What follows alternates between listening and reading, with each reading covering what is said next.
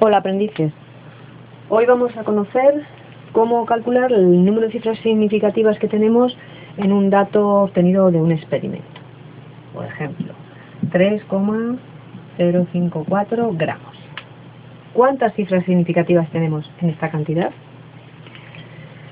Sabéis vosotros que los científicos trabajan con un método, que es el método científico. Ese método consiste, lo primero de todo, en observar la naturaleza y hacerse una pregunta sobre algún fenómeno que hemos observado en la naturaleza. A continuación, viene responderse a la pregunta formulando una especie de conjetura, fundamentada en datos y conocimiento científico que se tenga, y eso se llama hipótesis. Es decir, yo he hecho la pregunta y al mismo tiempo lanzo una posible solución, una posible respuesta para esa pregunta, que es la hipótesis. Y lo más importante, bueno, para el caso en el que nosotros estamos ahora tratando, que es datos de experimentos, es lo que viene a continuación de la hipótesis. Tengo que diseñar un experimento o una serie de experimentos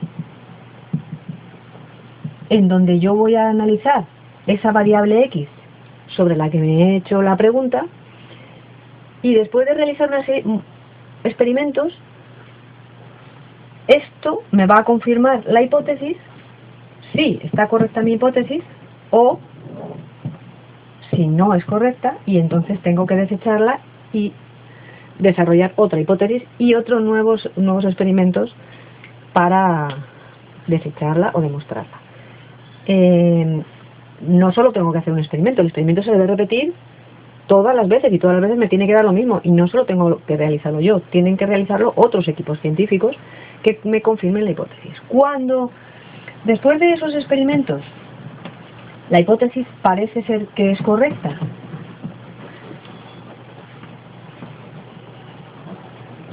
pues se sigue avanzando por ese camino, se realizan más experimentos que confirman esa hipótesis u otras parecidas, y entonces tenemos ya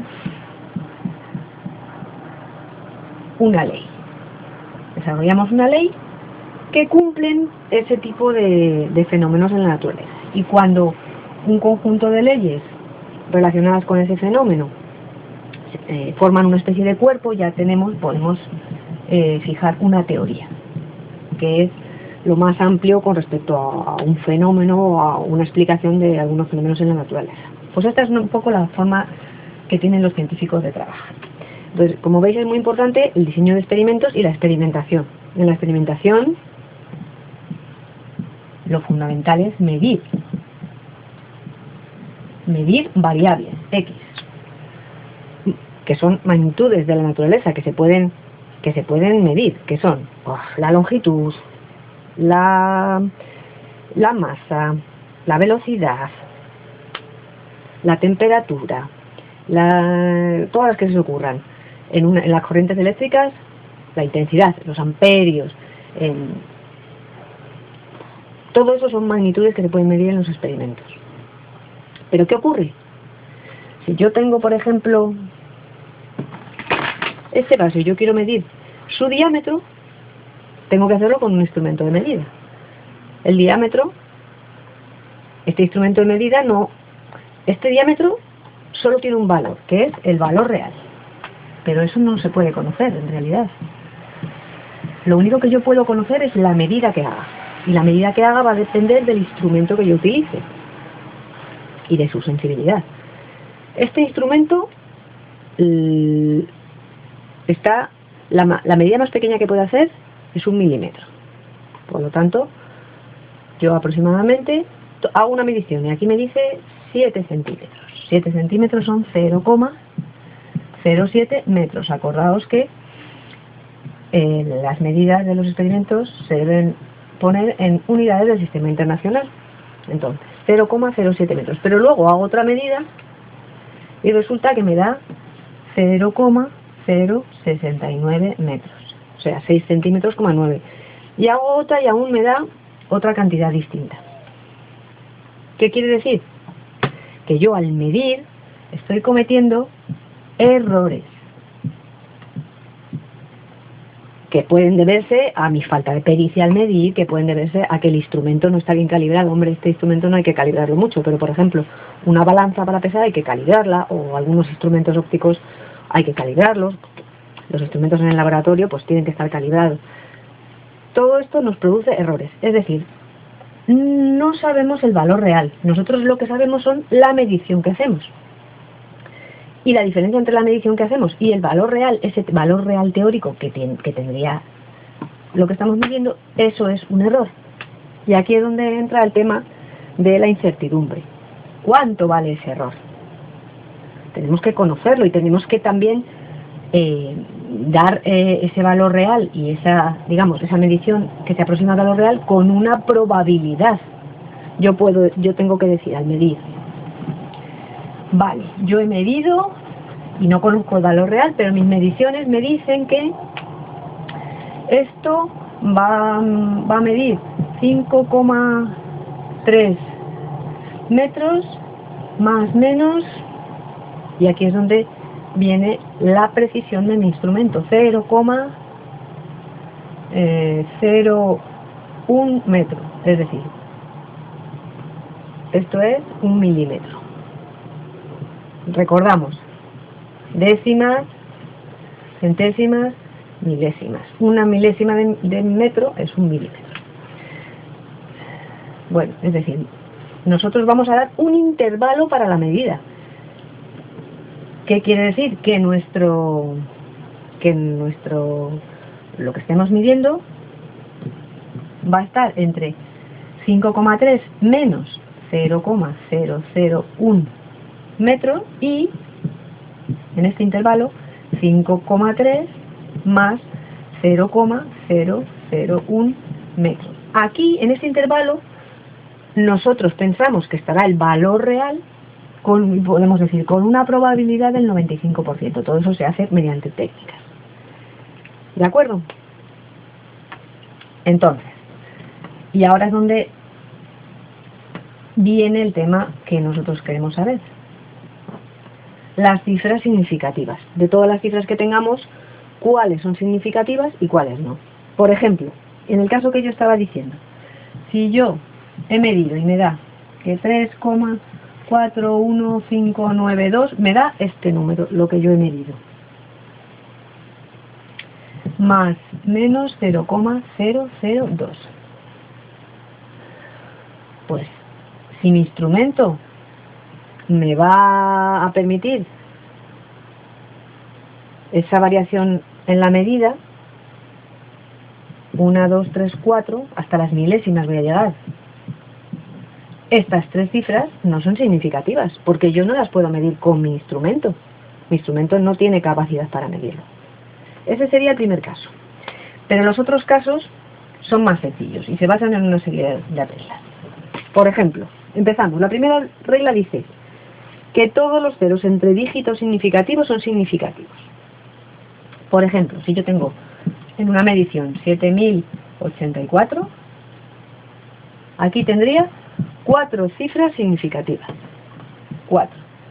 Porque los ceros entre cifras significativas son significativos. Si yo tengo 50,6306, ¿cuántas cifras significativas tengo aquí? 1, 2, 3, 4, 5 y 6. ¿6 por qué?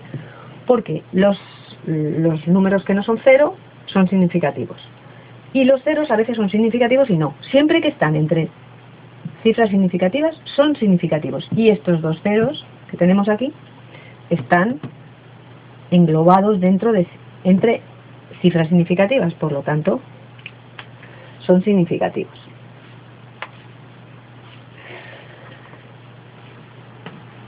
Ahora, atención con esto. Si nosotros tenemos este tipo 0,01, 0,068, 0,00053, los ceros que están a la izquierda del primer dígito, que no es 0, todos estos, y no tienen aquí ningún dígito, otro número significativo, no son significativos. Es decir, aquí ¿cuántas cifras significativas tendríamos? una, el 1. ¿Aquí cuántas? 2. ¿Y aquí cuántas? Otras 2. Estos ceros solo nos sirven para conocer la situación de la coma, donde tenemos nosotros la diferencia entre la parte entera del número y la parte decimal, pero no son significativos desde el punto de vista de medidas experimentales. ¿De acuerdo? Esa sería la segunda regla. Primera hemos dicho, repasamos, ceros entre cifras significativas son significativos. 1, 2, 3, 4, 5 y 6. 6 cifras significativas.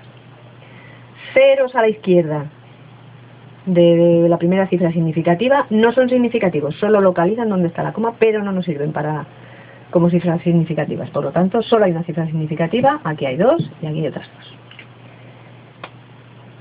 2. Tercera regla. Como veis, casi todas se refieren a los ceros.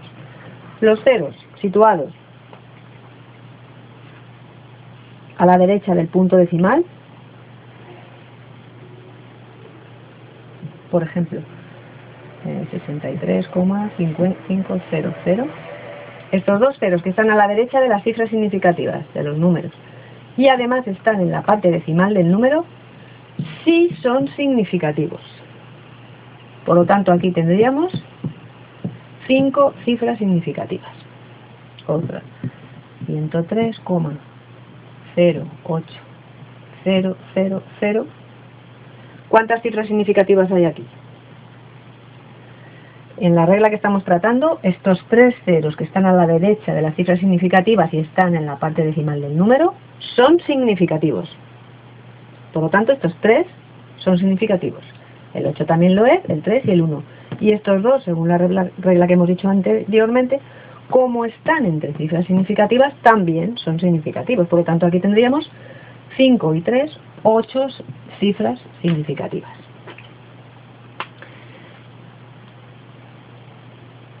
Y luego, esta es un poquito más complicadilla. Bueno,